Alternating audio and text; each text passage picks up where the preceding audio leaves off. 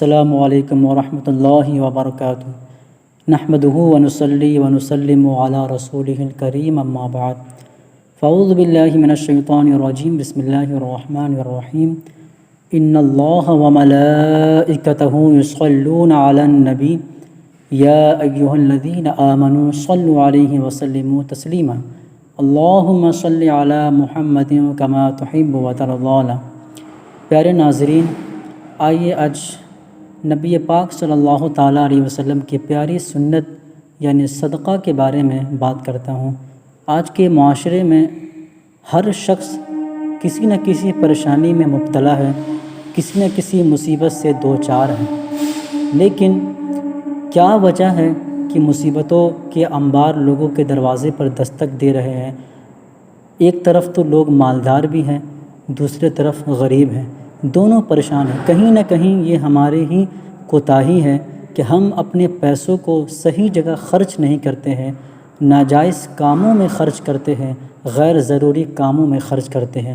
نبی پاک صلی اللہ تعالیٰ علیہ وسلم کی پیاری حدیث ہے، الصدقۃ تسد 70 بابا من السوء۔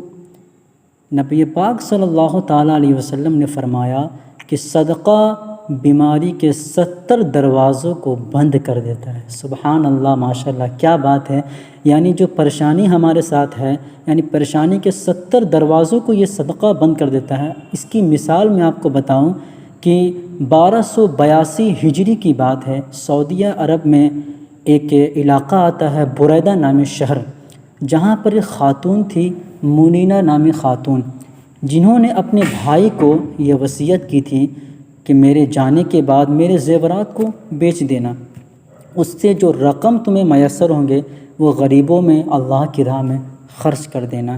چنانچہ ان کے بھائی نے وصیت کے مطابق ان پیسوں کو غریبوں میں خرچ کرنے کے لیے اسے بیچا تو 12 ریال میں ایک دکان خریدی۔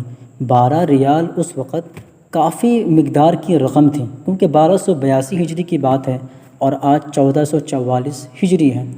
تو یہ سلسلہ جاری رہا غریبوں کو دینے کا، غریبوں کو تقسیم کرنے کا، اور 100 سال کا عرصہ گزر گیا۔ اب اس دکان سے جو کرائے میسر ہو رہے تھے وہ 1500 ریال تھے، 1500 ریال۔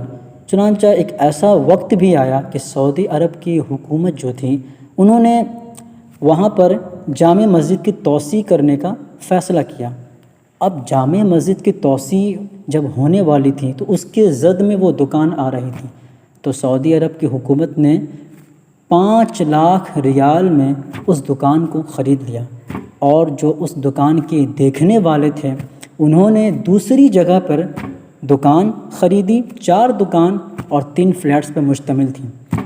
وہاں سے لاکھوں آمدنی منتھلی، صرف ریال، لاکھوں کے ریال ایک مہینے میں وہاں سے کرائے وصول کیے جا رہے تھے۔